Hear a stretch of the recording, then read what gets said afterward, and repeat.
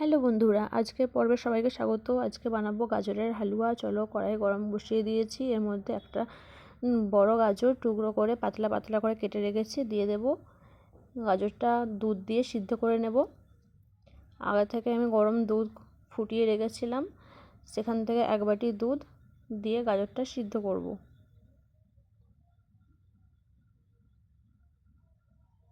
বন্ধুরা, দুধ দিয়ে দিলাম,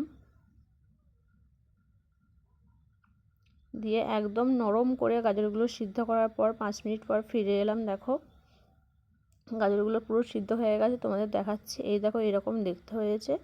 এইগুলো আমি গাজরগুলো একটা ম্যাশারের সাহায্যে ম্যাশ করে নেব। গাজরগুলো তুলে নিচ্ছি।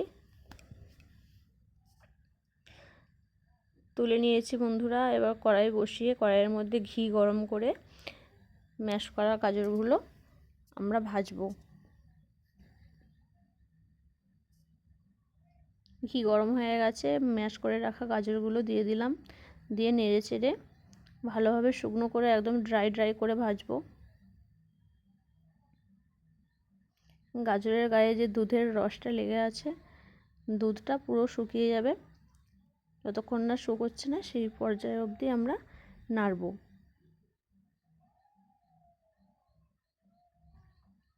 অনবরত নেড়ে চেড়ে দুধটা পুরো শুকিয়ে নিতে হবে।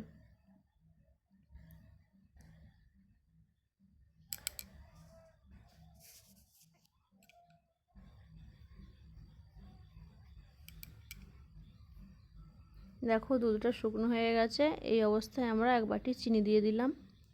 চিনি দিয়ে আবারও কিছুক্ষণ ভালোভাবে নেড়ে চেড়ে নেব। চিনি গা দিয়ে যে জুসটা বেরোবে, রসটা পুরো শুকনো করে নেব। আমি 4টে কিশমিশ দিয়ে দিলাম। আমার হাতের কাছে কাজু বাদাম ছিল না, যার জন্য দিতে পারলাম না। দেখো, চিনি দেওয়ার পর কীরকম কালারটা পরিবর্তন হয়ে গেছে। এবার ওপর দিয়ে 1 চামচ গুঁড়ো দুধ দিয়ে দেব।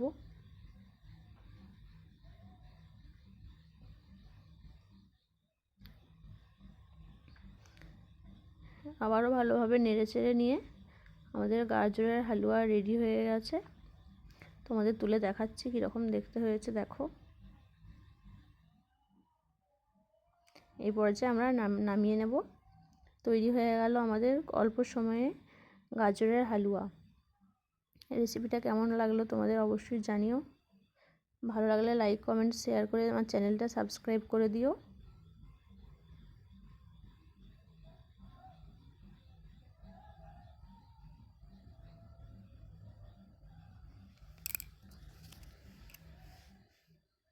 টাটা বন্ধুরা।